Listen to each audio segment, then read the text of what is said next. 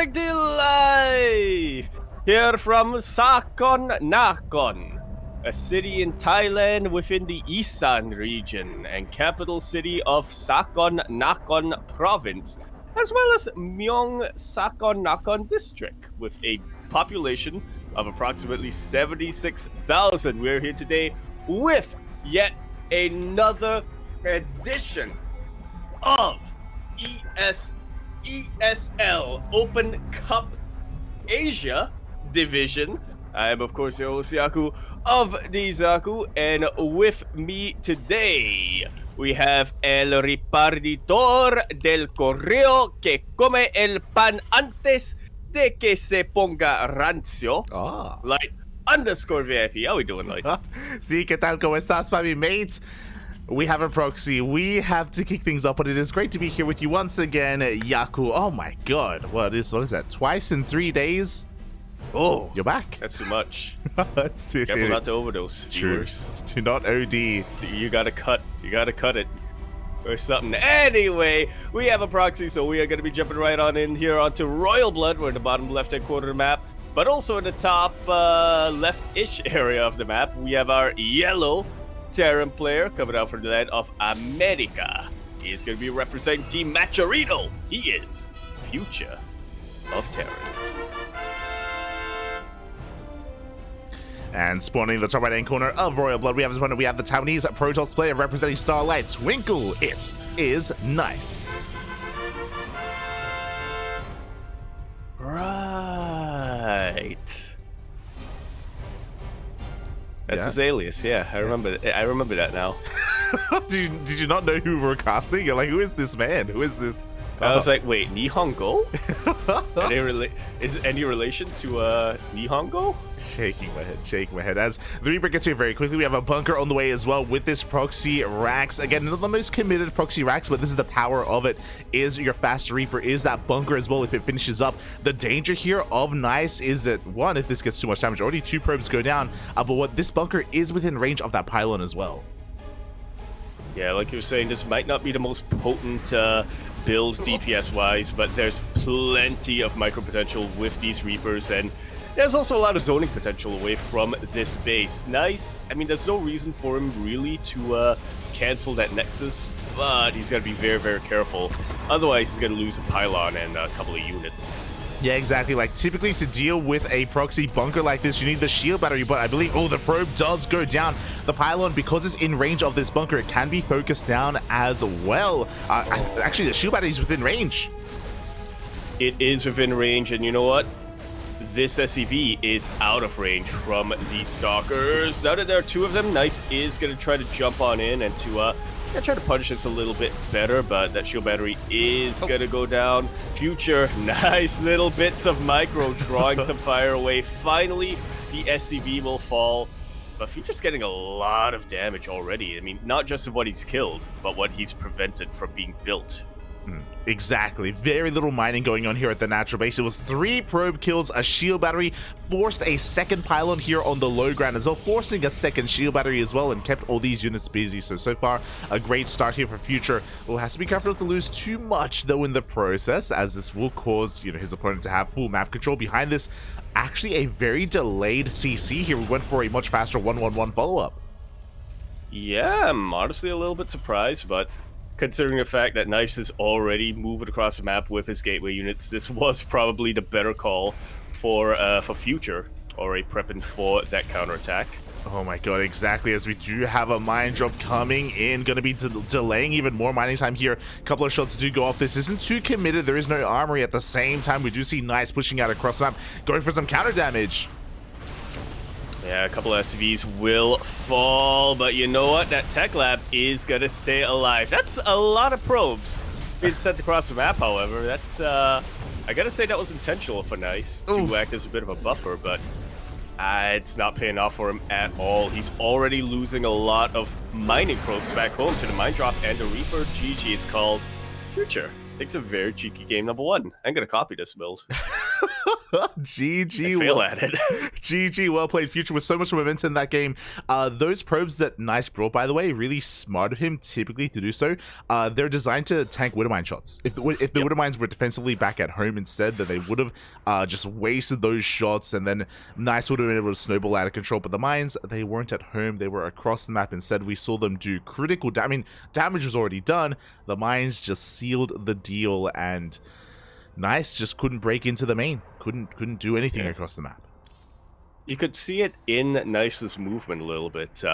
Once those Widow Mines landed, once they started to burrow, you could see him dying inside. Died in game, died that was inside. not what he was preparing for. There you go. So a very explosive start to game number 1 of this series. Now we're getting into game number 2. Future does have a lead here, but it's a best of 3, so Nice does have a chance here to bring it back to the ace match. Indeed, he does. Which is what we're kind of expecting here from him, you know. It did face off pretty... No, they didn't face off. They get to it a little bit later. We are now here on Gressvan for game number 2, where we're here in the top left-hand corner map, starting all the way in the top left-hand corner, already up 1-0 in this best of 3. We have our yellow Terran player coming out from the land of America. He is, of course, going to be representing Team Maturino Esports. It's Maturino something or something Maturino. Esports. Maturino Gaming Esports. .gg. We have Future. And spawning in the bottom right-hand corner of Aggressor, we have the Taiwanese Protoss player representing Starlight Twinkle. It is Nice.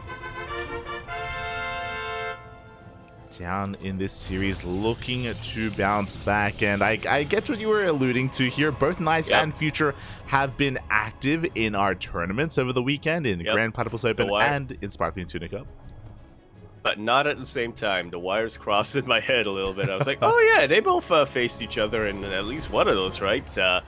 No, I'm sure Future would have played in Grand Platypus Open if he was residing anywhere in the Asia region, but yeah, as he is not, he was not eligible, and Nice just wanted to take Sunday a little easier, so didn't sign up for the Sparkling Tuna Cup. Yeah, exactly. He signed up, but he didn't check in to the Tuna Cup, so unfortunately they did miss each other, but they missed each other only over the weekend. They're hitting each other here and now, and they're both really powerful players in their own respective regions. We can see once again, interesting. Okay, so Future is going for a much more economic opener this time, going for a Rax expand, only a single gas geyser, but he's playing it very safely with the CC on the high ground instead of on the low ground. Yeah, so the high ground, it even produces a bit of a wall just in case. Yeah, exactly, and a bit of a greedy move as well from Future, actually. If you notice, he didn't SCV scout, and he skipped his Reaper as well, skipped his Marine, went straight into a Reactor, so kind of a stark contrast here from game number 1. Yeah, this is just about the most opposite you can get after going for a Bunker Rush and a Proxy Reaper, like Future did in game number 1. Nice, I appreciate he isn't overreacting or anything. He did scout. He is scouting a little bit across the periphery of his base, but he should know he doesn't have to worry about a proxy this game. Yeah, exactly. He's just making sure that nothing crazy is coming his way and he's not going to get bamboozled. Likewise, he also threw down a shield battery in his main base just to be safe as well, and is going for a Stargate opener instead of a Twilight Council. So again, very different openers here for both of our players. Oh, it looks like the Marine move out was barely spotted there by Nice, so he's aware of what's going on across the map, and the that does not shade in. Ooh, close. But seeing the reactor on this factory and seeing the CC now floating down does give Nice a little bit of a sign of what Future is going for. Yeah, as the Hellions actually bypass that Adept as well, so very aggressive here at a Future. Shield battery's on the way, but it's not done yet. Again, it was a little bit delayed in favor of the shield battery in the main base. Instead, the Adepts have arrived. They are in position. They're trying to be focused down. Oh. Yeah, 2 Adepts should be able to deal with 2 Marines, but not with this Hellion follow-up. Now we have an Oracle in the mix, though. And Hellions, unfortunately, they do not shoot up yet. Oh, nice, buddy. The Oracle does shoot down, and it's not just the Oracle, but the Probe as well do target on that gas, guys. And that means the Hellion survives. That means the Hellion can do more damage. He actually spent all of his energy attacking his own gas geyser over there. This Oracle is going to be completely useless for quite some time. Technically, there is a second Oracle on the way, but man, imagine if we had 2 full energy Oracles across the map right now. Yeah, exactly. Damage would be done right now. There'd be Future would be in a lot of trouble as well with very little to defend it. A Viking does come out now, but there was potential for Nice. Now he's going to be stuck at home a little bit longer. He's got a backup pylon as well, just in case. You can see that Nice is a little bit frazzled after the early game. And interestingly enough, he's throwing down additional gateways. He's not going into Phoenixes. Yeah, 3 Oracles is where he cuts it. There's a Void Ray coming out from Nice. With the gateway commitment, I don't think he's going to be making too many more Void Rays this time. I mean, you see PVT, very different matchup from PVZ, which he's known to use Void Rays in. Oh, yeah. But I don't mind it so much. Yeah, it's a nice little zoning tool. It's going to be great defensively. It's going to be a great tool defensively. Meanwhile, the Viking is out of position. The Cyclone, everything is across the map, which means there is nothing at home to defend. These 3 Oracles, they can annihilate the mineral line here across the map. And this is exactly how Nice needs to get back in this game. Once again, all of these Marines are going down. There's absolutely 0 anti-air Future. I mean, he's got to be all in at this point. This is game-ending damage. Oh my god, the entire mineral line goes down and then some. Future, he came back home with his army, but oh no, we have a recall anyway, and all 3 Oracles, they all do survive. Wow. Wow. Nice just went from being disadvantaged this game to being so far ahead that I can't really see him losing this game anymore. Yeah, there's a small window here where, as you kind of mentioned, Future, he has to go all in, right? Like, there's no way for him to take a third base and try to go into a macro game. I expect him to build up his army, maybe work on a stim timing, and pull the boys, right? Like, I expect, like, a Giga all-in to come out from Future to try to maybe catch Nice mid-transition, because Nice is taking up a lot right now. Like, he knows he has a lot of freedom, and he's doing a lot with it. But, again, if he's a little bit too greedy, then maybe Future can pull something off. Yeah, he knows he doesn't have any splash damage yet. He knows that he doesn't have anything that can really counter a big Marine ball, especially if those Marines get stimmed up. Now, Future actually did delay his tech labs in the factory a little bit, quite a while, so Stim is only now going to start up. I said Stim is only now going to... Future? It's Stim? There we go. Stim and Combat Shields are going to be on the way momentarily. Scout is going to confirm that as well. What's important is that Nice sees the additional Raxes. He sees the lack of third CC. So again, he shouldn't be too greedy here. He should be working on splash damage momentarily. I believe the Robotic Spade just finished, and there we go. The first Colossus is on the way. Future has been doing a good job at like recovering a little bit economically, but he's still miles behind here, and there's still a lot of pressure on him to do a lot of damage with this timing. Yeah, notice the Marines being built on those barracks without any add-ons. That is the sign. That is how you can tell the Terran player doesn't want the game to go on much longer. Exactly. And to be fair, even though I'm putting a lot of onus on Future to end the game with his push, there's a world where even if he maybe kills a base, like kills the third base, or yeah, probably just killing the third base and getting all the workers, then maybe he can like equalize from there and stabilize from that point, depending on how much damage is done. But look at Nice. Well, he knows how much danger he's in. He's just throwing down just a field of stasis traps. Yeah, you think you're gonna pull your boys? You think your SCVs are gonna tank Colossus shots? Not if they're in stasis, bruh. And I know you don't have enough Marauders to, to really make up for that. Yeah, exactly. Again, this really shows us that Nice is aware of like how ahead he is. He's aware that like really one big push is the most danger he's going to be in, so he's just spending the majority of his energy here on these stasis traps. He's throwing down more shield batteries, more pylons as well, to make sure that everything stays powered and that everything is secure here at his third. So he is so prepared for an eventual push. An eventual push that is going to be less eventual and more imminent. And a big revelation on this army as well. So nice. He sees this coming well ahead of time. He does see everything. We do see Future faking out a drop over towards the right-hand side. I love it. Is going to be stepping forward with his Marines. With the stasis. Oh. He sees the shimmer. He sees the shimmer. Oh, does he? No! It looked like he saw the shimmer very briefly, but he did not. These units at the very least won't die yet, and honestly, this is a decent position for Future to fight in. There's really no reason for Nice to push up that ramp. Future actually keeps most of his army alive, but he has lost a lot of momentum with this. Yeah, and he lost one of his tanks as well, and I feel like the tanks are the backbone of his army, so he's down to only one. He's going to go for a triple drop, gets eyes on the fourth base, but the fourth doesn't matter too much as the Oracles do tank some mine shots. Yeah, honestly, some pretty good shots here from Future. Not gonna have to worry about any other stasis wards for quite some time. Future is gonna start to rotate around. He is rotating around again. Revelation does see all of this, bearing in mind that every single Oracle just went down, so no more Revelation is going to be available. Zealot run by, is doing a lot of damage. The friendly fire on the SCVs, and a massive warp in into the main. Just like so. If Future wasn't all in before, he is now. He has to pull the boys. Yeah, he does have to. Meanwhile, another stasis trap goes off. I thought that would have worn out by now. And I guess Future did as well, but apparently not. GG is now called, and Nice will be taking game number 2, snatching victory from the jaws of defeat. GG, well played.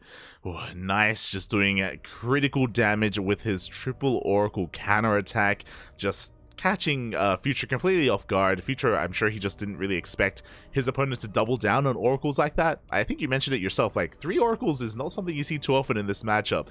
So Nice being a little bit quirky, but boy did it pay off. Indeed it is. This is kind of Nice that I like seeing. You know, the Nice who is focused on macro play, but likes to add his own spin on things. You know, he's absorbed the other members of the Triad now. Or not the Triad, the Triumvirate of Taiwan now. Haas and Bud always. So he's all of them. Yeah, that the trifecta of Protoss over in Taiwan, they have kind of manifested together into one there, and oh boy, Nice is a terrifying opponent as a result. But how will this go? We have an ace match. We're going all the way to game 3, which is what we all wanted. It is what we all hoped for. And yeah, I feel like a lot of this is going to come down to the openers as well. I feel like Future has been quite aggressive, all things considered, even in that last game. Yeah. Yeah, going across the map with 4 Marines and 2 Hellions, and then following it up with it up with a Cyclone drop and basically every single Widowmine and Marine that didn't die at that point. Ended up backfiring quite a bit, but maybe it'll work this time as we load into Ancient Cistern. We're over here in the bottom left-hand corner map, starting all the way in the bottom left-hand corner. We have our Yellow Terran player who doesn't want to stay in the bottom left-hand corner of the map for too much longer. He is coming out from the land of America. He is zooming and SCV across the map, representing Maturino Esports. We have Future. And spawning in the top right-hand corner of Ancient Cistern, we have the Taiwanese Protoss player representing Starlight Twinkle, tying up the series 1-1 in that last game. It is Nice.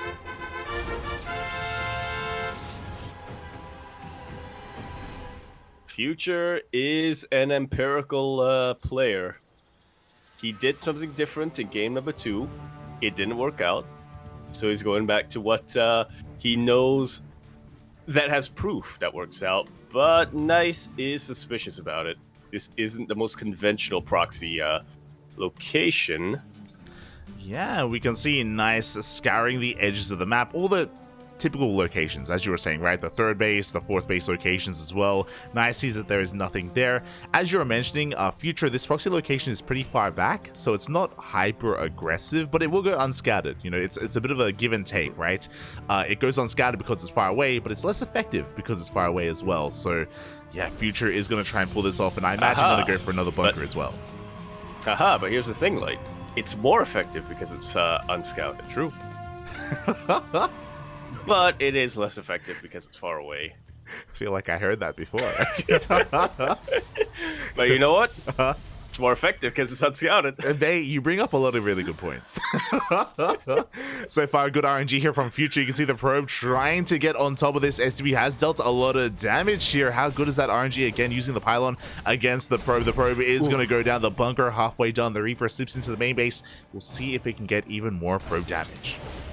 And no Adept this time cut out from Nice. It is going to be a Stalker first. That gives him a lot more range and a little more survivability compared to the Adept, but it will mean that the Reapers can tank a couple more hits before going down. Oh, exactly. As the oh my god, that was so close. SCV almost went down.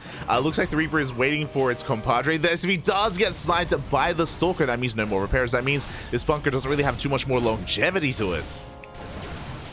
Yeah, 2 Reapers can have decent damage, especially if the KD8 charges are on point. But this, this aggression is about to end very, very soon. Yeah, can the salvage finish off in time? Looks like it will. We do salvage that bunker. The Reapers are going to be able to get the hell out of there. 2 probes went down, only 2 workers. Bearing in mind as well that Future, I believe, hasn't seen the tech yet. He hasn't seen whether it's a Twilight Council or a Stargate yet. So all in all, it was less effective because it was further back. Oh, but yeah, this was a much better response from Nice this time. Not overreacting, not throwing down an unnecessary shield battery or anything like that. He didn't really lose much other than those initial probes, did he? Yeah, exactly. He does lose a third probe here towards the end as the Reapers are being zoned away. I don't know if you noticed, but the follow-up is a lot more committed. Once again, bit of a delayed CC, a much faster factory and starport, and there's an armory coming in as well, so detection is going to be required for these Widow Mines. Yeah, Oracles are on the way, but if Future can bait out the Pulsar Beam, you know, if he can force these Oracles to waste a little bit of energy on these Reapers, that these Widow Mines are going to go completely unhindered for a little while anyway. Yeah, I mean, best case scenario for Future would be if the mine shots even kill the Oracles as well. They can be one-shots, so Nice has to be very careful with how he maneuvers his units around. Here we go. We have the mines coming into the natural. We have the Reapers diving into the main. Yep, all 3 Widow Mines going to land here in the natural base. Already a little bit of detection being thrown down with that revelation. Ooh, the Widow Mines just missed the Oracles. 5 probes go down with the help of these Reapers, so decent damage here for Future, and he does get a full scout off. He knows that it's not a full commitment to Oracles this time. It is going to be Oracles into more of a gateway army. But, yeah, not too bad for, it could have been a lot worse for Nice, is what I'm trying to get at. Yeah, definitely, as it looks like the mines are coming back in for maybe some extra shots. We do have a revelation on them. Back at home, Future is transitioning. The Stalkers are on the hunt as well, but here come the Cyclone and the Viking to reinforce. Yeah! Oh, Future really wants these mines to get more damage done, and they will not. Or will they? Yeah, this is a really big investment. The Cyclone goes down, the Viking as well. The Medevac barely is going to be able to escape here, but Future tried to catch his opponent unawares. Meanwhile, it looks like Future was caught with his pants down as the Medevac does fall. Yeah, but so does an Oracle as well as a Phoenix. Both our players pretty much trading blow for blow here. This is a kind of skirmish that you won't see from any player other than Future. This is how dedicated he is, and Nice. You know, he wants to shut that down. He wants to, teach him a lesson or two about respect. Yeah, exactly. Punishing him for being a little bit too overly aggressive as we are transitioning here. We have Nice going for his third base, is going into that Robotics Bay as well. So Phoenix Colossus is coming out from Nice. Meanwhile, Future this time is going for a much faster third base, so a much more macro-oriented style out of Future. Yeah, this is what he does like to do. This is a type of game he is known for, going into 3 bases and then just building up a massive bio army. Fortunately, wasn't quite able to do that in game number 2 on Gressvan. Yeah, he wasn't able to on Grass Farm, but he's going to be able to here on Ancient Cistern as we're just getting into our production, working on our upgrades. We had a really intense start to the game, but now things are settling on down here. We can see, looking at the resources lost, Nice did come out on top, just barely, especially after killing the Medevac and killing the Cyclone. So it's going to be on Future to try to bounce back. Not just that, but also make sure that he doesn't sustain too many losses to these Phoenixes. Yeah, this is really the time right now for Nice to just get whatever bits of economic damage he can. Just try to slow down this timing push from Future for as long as possible. If Future hits at the timing he wants to before a significant number of Colossus with Thermal Ants, then things can be very disastrous for our Red Protoss player. Oh, the Phoenixes dive in a little bit too deep. One Oracle will go down, but the rest of these Phoenixes actually gonna survive. Yeah, they are going to survive. They're trying to dip in between the bases, but it looks like a lock on is real. They dive on top of the Raven, and they do not get it. Oh my god. Yeah, they force the auto turrets out, which is a pretty good thing. You know, you don't want that Raven to be throwing down disables or anything across the map, but having the Raven still survive means that it will be able to regain its energy. It will be able to throw down, to utilize that energy in a big engagement later down the line, even if it is a little bit delayed. Yeah, exactly. So thankfully the Raven, that was in a way almost a bait. Hopefully we repair the Raven. There we go. SCVs are now on top of it, are going to be topping that Raven back up for that later push. Now what's important, because the auto turrets were already spent, that means that any kind of big timing here with the Disable and the Colossus is going to be delayed. That means that Future is most likely going to be stuck at home here, at least until he gets energy back on that Raven. Yeah, he can still try his luck, I suppose. You know, maybe go for single medevac drops here and there, but like you said, his push is nowhere near as effective as it once was. Yeah, exactly. We've seen Terran players just break Protoss third bases with two good disables on these two Colossi, but that's not going to be available for Future, so he has to go for a later game, a later timing. There we go. +2 is on the way. Ghost Academy as well, so we are just going to be transitioning. Oh my god, that's a lot of mines. Yeah. Oh, you can see he was trying to bait the Phoenixes into them too. That Raven saying, hey, you almost killed me. Why don't you try for round 2? Oh no, Step Bro, I'm stuck. Oh god. As yeah, we do see the Phoenixes shocking around looking for said Raven, but for now it is going to be kept safe and sound. That's a lot of Marauders with this army, so as you mentioned, even though there are Colossi with enough Marauders, we can still break this position. There is no Storm, but there are feedbacks available for this High Templar. Indeed, there are. Stasis Ward does expire over there, so Nice is gonna have to be even more careful with how he engages this. Future is being very patient. He's not diving in. No, the High Templar will go down, but it takes out the Phoenix? Oh no, that was a medevac. I just didn't see the Phoenix for a second. I was like, they must have died. That's good. Got the medevac in the end. But yeah, without the High Templar, there is no feedback on that Raven, and we do see Future just situating himself very nice. He does get a mine shot off on those Phoenixes, and we can see Future trying to dive into the main. Yeah.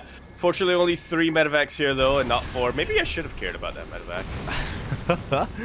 Maybe. As the Colossus are in position, not as much site defense here to support this army, so a better angle of attack here for Future. He's laying siege upon one of these gateways as well, but that Colossus count is getting pretty high. We've already got 3. We have a 4th Colossus about to pop out. Yeah, Nice has to be careful with how he utilizes this Raven as well. The Zealots come in from behind, and there just wasn't quite enough bio protecting those tanks. Phoenixes are able to crowd control the rest of them, and everything is gonna go down. I'm surprised that Future still has an army supply, but that was a very massive loss. He's gonna have to make it up somehow. He's gonna have to make up those losses. Yeah, he really will have to make up for it, but now he's on the back foot. He's racing back home. We do see a decent EMP on some of these Phoenixes, but as the medevacs are being hunted down, the Colossus are on the hunt as well, and Future is in a lot of trouble. Does he have enough to hold on to his third base? Again, decent mine shots are going off, but he needs to consolidate his army. Yeah, 1 or 2 decent mine shots, unfortunately, ain't gonna cut it. He's gonna need an entire minefield. And he has one, but it's across the map. The mines are not back at home. That's where a lot of the supply of Future is, in all of those Widow mines. And we do see Nice just pushing on forward ever closer with those Colossi. It looks like he doesn't have detection. Oh my god! You love to see it. Nice is so rich. He's setting up a Nexus and shield batteries here for overcharge. And a warp-in point. He has not made a single warp prism this game. Mates, he is really just sending a message right now. The boys are being pulled. Mine shots go off onto the Phoenixes as well, as we do see Nice just snowballing out of control. There's nothing to really stop these Colossi. Nothing at all. I mean, the Vikings can try, but there's still plenty of Phoenixes in the sky, and now even more Archons on the ground. Yeah, we even see Nice is upset that they didn't face each other over the weekend. It's true. It's true. He wanted some more Future action, as here we go. The mineral line goes out immediately. The boys did fall. The Marauders as well. There is nothing left. GG gets called, and Nice will take the series 2-1.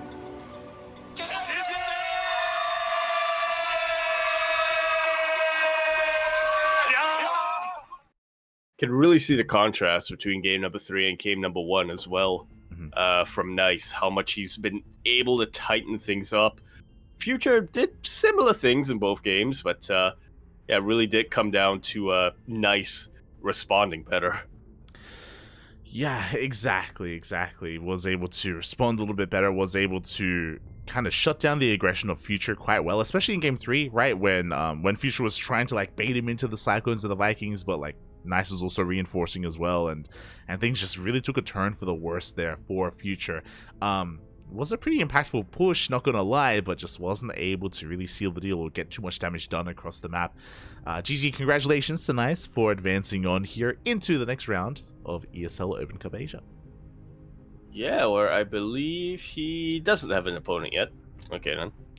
Yeah. But it seems like either way, his opponent is going to be pretty spicy. He's going to be facing either Gumiho or Ender in those quarterfinals, and neither of them are known to play Orthodox.